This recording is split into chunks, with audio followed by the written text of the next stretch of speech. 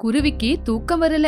தன்னோட குழந்தைய பத்தி யோசிச்சு நினைச்சு அழுந்துகிட்டு இருந்துச்சு. அப்ப அங்கிக்கு பக்கத்து வீட்டு புறா வந்துச்சு. புறாவ பார்த்த உடனே ரொம்ப அழுந்துச்சு குருவி.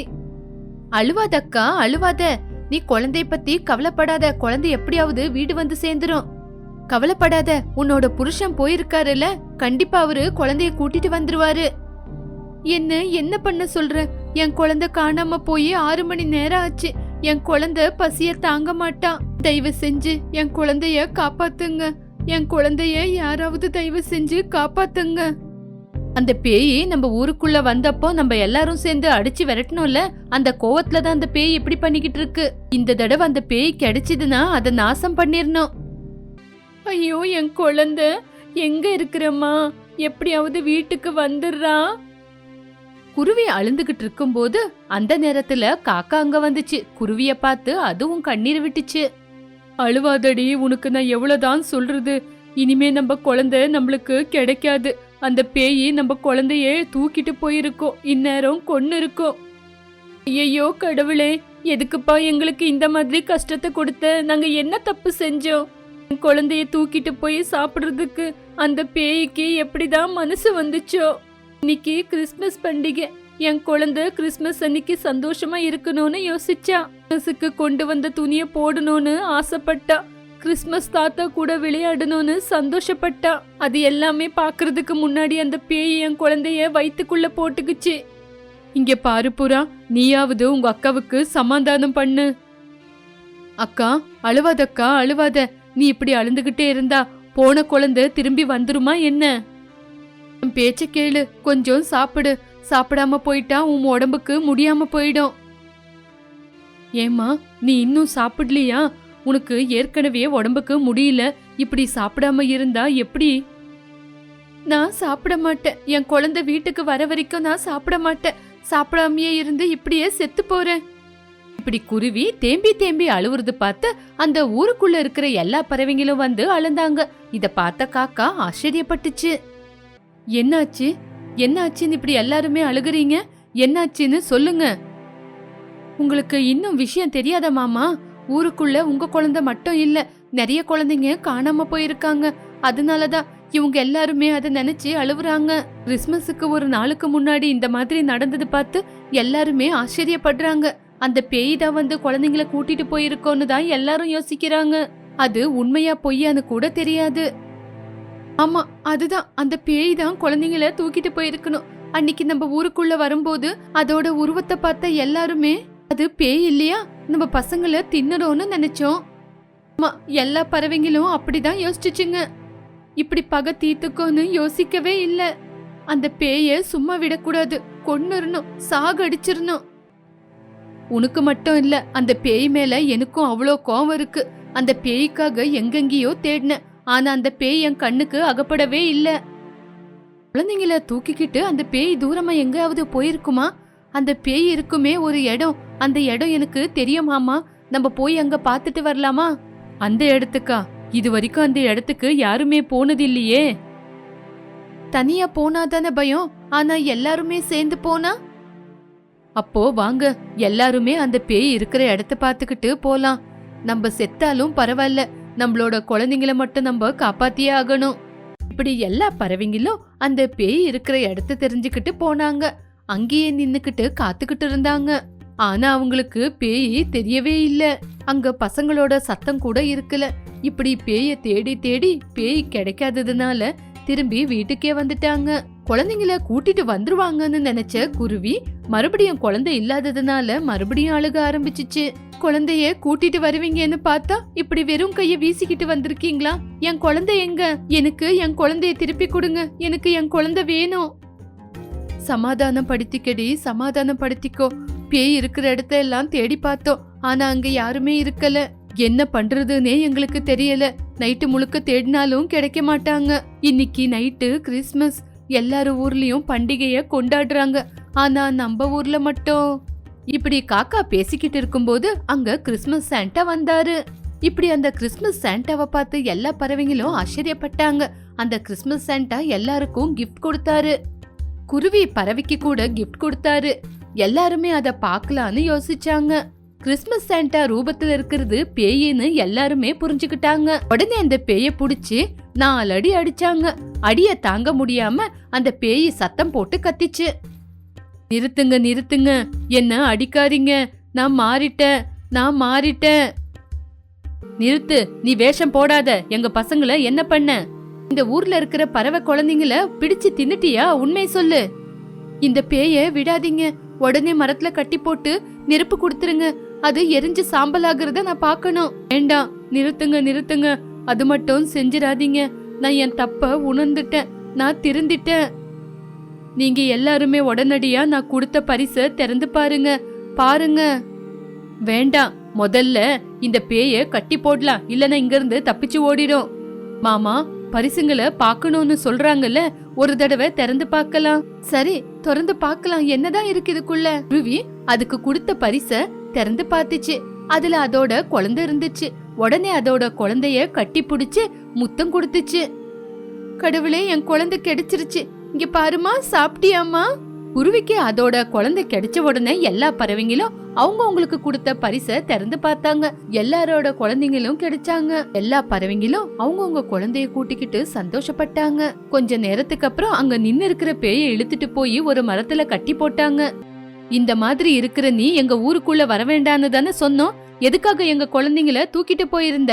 எங்க பசங்களை கொன்னு சாப்பிடணும்னு தானே தூக்கிட்டு போன? உண்மை சொல்லு. எதுக்கு மாமா இது கூட பேசிக்கிட்டு இருக்கிறது? அத மரத்துக்கு கட்டி போட்டு இப்பவே தீ கொடுத்துடலாம். நிறுத்துங்க, நான் சொல்றத கேளுங்க. அதுக்கப்புறம் உங்க இஷ்டம். என்ன சொல்ல போற? எங்க குழந்தைங்கள தூக்கிட்டு போலன்னு சொல்றியா, இல்ல அதுங்கள சாகடிக்க போகலன்னு சொல்ல போறியா? தயவு செஞ்சு என் பேச்ச கேளுங்க. நீங்க செய்ய நினைக்கிறத கண்டிப்பா செய்யுங்க. இன்னைக்கு கிறிஸ்மஸ்.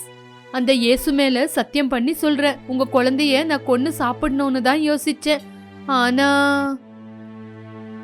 ஆனா என்ன, எங்க குழந்தைங்கள எப்படி சாப்பிடணும்னு நினைச்சியா? ஐயோ, அப்படி இல்லம்மா. அந்த இயேசு என்னோட கண்ணை திறந்துட்டாரு. குழந்தைங்கள தூக்கிட்டு போய் கொன்னு சாப்பிடலான்னு நினைச்சேன். அந்த நேரத்துல அங்க ஒரு ஒளி வந்துச்சு. அந்த ஒளியில ஒரு சிலுவை இருந்துச்சு. அது என்னால நம்ப முடியல. அதுல நான் இயேசுவ பார்த்தேன். உண்மையிலேயே நான் இயேசுவ பார்த்தேன். இந்த பேயோட பேச்ச நம்ப முடியலையே. இத கொல்ல வேண்டியதுதான். இல்ல, என் பேச்ச கேளுங்க. உங்க பசங்களை கொல்ல கூடாதுன்னு இயேசு என் கையில சத்தியத்தை வாங்கிக்கிட்டாரு. எப்பவுமே தப்பு பண்ண கூடாதுன்னு சொன்னாரு. இனிமே நீ தப்பு பண்ண கூடாதுன்னு என் கையில சத்தியத்தை வாங்கினாரு. யாருக்கும் கெடுதலை செய்யக்கூடாது, எல்லாருக்கும் உதவியா இருக்கணும் அப்படின்னு என்கிட்ட சொல்லி மாயமாயிட்டாரு. நாங்க நம்ப மாட்டோம் உன்னோட பேச்ச. உன் பேச்ச நாங்க எப்படி நம்புறது? அதுக்கு என்ன சாட்சி இருக்கு? இப்படி எல்லா பறவைங்களும் குருவியோட சேர்ந்து கேட்டுச்சுங்க. இப்ப அந்த காட்டுக்குள்ள அவங்களுக்கு ஒரு ஒலி தெரிஞ்சிச்சு. அந்த ஒலிய பார்த்து எல்லாருமே ஆச்சரியப்பட்டாங்க. ஆமா, அங்க பாருங்க, அந்த ஒலி அடிக்குது. அந்த ஒலிய பார்த்தா விசித்திரமா இருக்கு. ஆஹா, ஆச்சரியமா இருக்கு. நான் இதுவரைக்கும் இந்த மாதிரி ஒரு ஒலிய பார்த்ததே இல்ல. ஆமா, இது ஏதோ அதிசயமா இருக்கு. இந்த மாதிரி ஒரு ஒலிய நாங்களும் பார்த்ததில்ல. இப்படி எல்லா பறவைங்களும் அந்த ஒலிய பார்த்துக்கிட்டு இருந்தாங்க. அப்ப அந்த ஒலியில இருந்து சில வார்த்தைங்க வந்துச்சு. குழந்தைங்களே, நான் எப்பவுமே உங்களை அன்பால நேசிக்குவேன். உங்களுக்கு எந்த கஷ்டம் வந்தாலும் நான் இருக்கிறேன்னு மறக்காதீங்க. தப்பு பண்ணவங்கள தண்டிக்காதீங்க. அவங்கள மன்னிச்சு விட்டுருங்க. கஷ்டத்துல இருக்கிறவங்களுக்கு உதவி செய்யுங்க. உங்க உயிரை எடுக்கணும்னு நினைக்கிறவங்கள கூட நீங்க காப்பாத்துங்க. இது நான் உங்களுக்கு சொல்ற உண்மை. இந்த பேயி உங்க குழந்தைங்கள கொன்னு சாப்பிடணும்னு பாத்துக்கிட்டு இருந்துச்சு. என்னோட சந்தேஷத்தை அந்த பேய்க்கு சொன்னேன். இந்த விஷயம் தெரிஞ்சு அந்த பேய நீங்க எதுவுமே செய்யாம விடுறதுதான் நல்லது. எல்லாரையுமே ஆதரிச்சு எல்லாருமே சந்தோஷமா இருங்க. இப்படி சொல்லி அந்த விளக்கு மாயமா மறைஞ்சிருச்சு. இப்படி அந்த ஒலி வந்த இடத்துலயே எல்லா பறவைங்களும் பாத்துக்கிட்டு இருந்துச்சு. அப்போ பேய், இப்பவாவது என்ன நம்புங்க. அந்த இயேசுவே நேரா வந்து உண்மையை சொன்னாரு. இப்பவாவது என்ன விட்டுருங்க. இன்னையில இருந்து நான் இங்க இருக்க மாட்டேன். ரொம்ப தூரமா போயிடுறேன். இதுக்கப்புறம் நான் எந்த குழந்தைங்களையும் சாப்பிட மாட்டேன். அப்படி சாப்பிடணும்னு யோசிச்ச என்ன நீங்க எல்லாருமே மன்னிச்சிடுங்க. தயவு செஞ்சு என்ன விட்டுடுங்க. பேய் கண்ணீரை விட்டப்போ காக்காவும் குருவியும் அதோட கட்டை அவுத்து விட்டாங்க. ரொம்ப சந்தோஷமா, இங்கிருந்து நான் கிளம்பி போறேன். இப்படி அந்த பேய் அங்க இருக்கிற பறவைங்க எல்லாருகிட்டயுமே சொல்லிட்டு அந்த ஊரை விட்டு போயிடுச்சு. இப்படி அந்த பேய் ஊரை விட்டு போன உடனே அங்க இருக்கிற பறவைங்க எல்லாருமே சந்தோஷப்பட்டாங்க. தன்னோட குழந்தைங்களை கூட்டிக்கிட்டு கொஞ்சினாங்க. ஆமா, இது ரொம்ப பெரிய விஷயம். இந்த கிறிஸ்மஸ நம்ம மறக்கவே கூடாது. நம்ம எவ்வளவு புண்ணியம் செஞ்சிருந்தா அந்த இயேசு நம்ம கண்ணுக்கு தெரிஞ்சிருப்பாரு. ஆமாண்டா, அந்த இயேசு மனசார நம்ம கிட்ட பேசினாரு. கிறிஸ்மஸ யாருமே மறக்க கூடாது, எல்லாருமே சந்தோஷமா கொண்டாடலாம். ஆமா, கிறிஸ்மஸ கொண்டாடணும். அப்படி காக்கா குருவி சொன்ன உடனே எல்லா பறவைங்களும் சந்தோஷப்பட்டாங்க. குருவி எல்லாருக்கும் ஸ்வீட்டை கொடுத்துச்சு. காக்கா பாட்டு பாடிக்கிட்டு டான்ஸ் ஆடிச்சு. இதுக்கப்புறம் இந்த ஊருக்குள்ள இருக்கிற எல்லா பறவைங்களையும் காப்பாத்த வேண்டியது என்னோட பொறுப்பு. எந்த பேய் வந்தாலும் நம்மள எதுவுமே செய்ய முடியாது. அந்த இயேசுவோட அருள் நம்ம மேல இருக்கு. ஆமாங்க, அந்த இயேசுவோட நாமம் சொல்ற பிரதி ஒரு வீட்லயும் எந்த கஷ்டமும் வராம எல்லாருமே சந்தோஷமா இருப்போம். யாருமே அந்த இயேசுவை மறக்காதீங்க. ஜெபம் பண்ணி அந்த இயேசுக்கு நன்றி சொல்லலாம் வாங்க.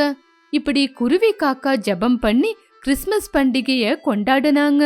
இப்படி எல்லா பறவைங்களும் அவங்களோட சேர்ந்து ஜெபம் பண்ணி அதுக்கப்புறம் அவங்கவுங்க குழந்தைய கூட்டிக்கிட்டு அவங்கவுங்க வீட்டுக்கு போனாங்க. குருவியும் பறவையும் பக்க பக்கத்துல வியாபாரம் செஞ்சுக்கிட்டு இருக்கிறதுனால அவங்களுக்குள்ள எப்பவுமே சண்டை இருந்துச்சு. குருவிக்கு பொறுமை இல்ல, பறவைக்கு கோவம் அதிகம். அவங்க செய்யற சமையல் எவ்வளவு சுட சுட இருக்குமோ அவங்களுக்கு நடுவுல பேச்சும் அப்படிதான் இருக்கும். ஒரு நாள் குருவி, ஏங்க, நான் செய்யற இட்லி எப்படி இருக்கு? நீ எது செஞ்சாலும் உன்ன மாதிரியே எல்லாமே ருசியா இருக்கும். உன் சமையல் எப்படி இருக்கும்னு என்கிட்டயே கேக்குறியா? இப்போ எதுக்கு உனக்கு சந்தேகம் வந்துச்சு? ஒண்ணு இல்லங்க, சில மூஞ்சிங்க நான் சமையல் செய்யறத பாத்துக்கிட்டே இருக்குதுங்களா, அதனால என் சமையல்ல திருஷ்டிப்படுது, அதுக்குதான் சொன்னேன். திருட்டு கண்ணு, முழி பாரு முழி, எவ்வளவு சொன்னாலும் அதுங்களுக்கு உரைக்கிறதே இல்ல, இன்னும் என் கடையே பாத்துக்கிட்டே இருக்குதுங்க. இப்படி குருவி பக்கத்துல இருக்கிற பறவைய பார்த்து சொல்லிக்கிட்டு இருந்துச்சு. அந்த பேச்ச கேட்ட பறவைக்கு ரொம்பவே கோவம் வந்துச்சு. இங்க பாரியா, உன் பொண்டாட்டிய வாய மூடிக்கிட்டு அவளோட வேலைய பார்க்க சொல்லு. சும்மா என் பேச்சுக்கு வந்தா நாக்க இழுத்து வச்சு அறுத்துருவேன். என்னடி நீ ஏன் நாக்கைய இழுத்து வச்சு வெட்டுறியா? இன்னைக்கு உன்னோட ஆட்டம் முடிய போதுடி. ஐயையோ, நிறுத்துங்க நிறுத்துங்க, உங்களை கையெடுத்து கும்பிடுறேன். இங்க என்ன தவிர வேற புறாங்க இருக்குதா? உன் பொண்டாட்டி வேறவங்கள சொல்லி என்னதானே திட்டுறா, எனக்கு புரியாதா? இது எப்பவுமே நடக்குது, நானும் பாத்துக்கிட்டு சும்மா இருக்கேன். ஐயோ, இங்க பாருங்கம்மா, சும்மா சண்டை போடாதீங்க. கஸ்டமர் வர நேரமாச்சுல்ல, அவங்கவுங்க அவங்களோட வேலைய பாருங்க. இப்படி காக்கா அவங்க 2 பேருக்கும் புத்தி சொல்லிட்டு அங்கிருந்து பறந்து போயிடுச்சு. இப்படி அங்க டிஃபன் சாப்பிட வந்த ஜனங்க அதிகமா பறவையோட ஹோட்டலுக்கு தான் போனாங்க. அத பார்த்த குருவி உள்ளுக்குள்ள வைத்தறிச்சல் பட்டுச்சு. இப்படி ரொம்பவே கவலைப்பட்டுச்சு. அன்னிக்கு நைட்டு, என்னடி ஒரு மாதிரியா இருக்க, என்னாச்சு உனக்கு? ஏதோ யோசிக்கிற மாதிரி இருக்கு. அந்த புறா சமைக்கிற மாதிரி தான் நானும் சமைக்கிறேங்க, ஆனா யாருமே என்னோட ஹோட்டலுக்கு வரமாட்டேங்கிறாங்க. எல்லாருமே அந்த புறாவோட ஹோட்டலுக்கு தான் போறாங்க. எதுக்குன்னு எனக்கு புரிய மாட்டேங்குதுங்க. வியாபாரம் செய்யற இடத்துல எப்பவுமே சந்தோஷமா இருக்கணும். வரவங்கள மூஞ்ச பார்த்து சிரிச்சுக்கிட்டே பேச வைக்கணும். நம்ம ஹோட்டலு சுத்தமா இருக்கிற மாதிரி பாத்துக்கணும். அந்த பறவை அப்படி இருக்கிறதுனாலதான் எல்லாருமே அதோட டிஃபன் கடைக்கே போறாங்க. நீ கூட அப்படியே செஞ்சா எல்லாருமே உன் கடைக்கு தான் வருவாங்க. அது இல்லங்க, நம்ம கடையில எல்லா பொருளுங்களும் ரொம்ப பழைய காலத்துதுங்க, அதனாலதான் எனக்கு அத சுத்தம் பண்ணி வச்சுக்க முடியல. அதோட கடையில எல்லாமே புது பொருளுங்க. சரி சரி, அத பத்தியே பேசிக்கிட்டு இருக்காத, இப்ப படுத்து தூங்கு. அத பத்தி நம்ம காலையில யோசிக்கலாம். எனக்கு சமாதானமா 4 வார்த்தை சொல்லுங்க, இல்லன்னு எனக்கு தூக்கம் வராது. ஐயோ, புரிஞ்சுக்கோ, நான் சொல்றது உனக்கு புரியலையா? நம்மளும் நம்ம கடைக்கு புது பொருளுங்களை வாங்கலாம், ஆனா அது இப்ப இல்ல. இப்ப நம்ம கிட்ட காசு இல்லல, கொஞ்சம் காசு சேர்த்து வச்சுட்டு அதுக்கப்புறம் நம்மளும் புது பொருளுங்களை வாங்கலாம். சரிங்க, இப்ப நான் சந்தோஷமா தூங்குவேன். இப்படி குருவியும் காக்காவும் படுத்து தூங்குனாங்க. மறுநாள் ஹோட்டலுக்கிட்ட வந்த காக்காவும் குருவியும் ஆச்சரியப்பட்டு பார்த்தாங்க. என்னங்க அதிசயமா இருக்கு, இன்னைக்கு இந்த பறவை இன்னும் ஹோட்டல திறக்கவே இல்ல.